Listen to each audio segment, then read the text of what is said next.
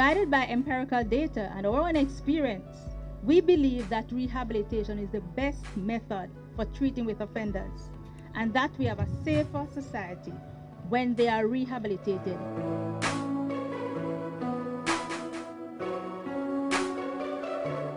Idle hands do not make rehabilitated inmates and wards. If they're idle, we have a lot of trouble in our institutions. If they're idle, we have a serious national security issue in Jamaica. So we do not believe in idle hands, and we also do not believe in idle minds.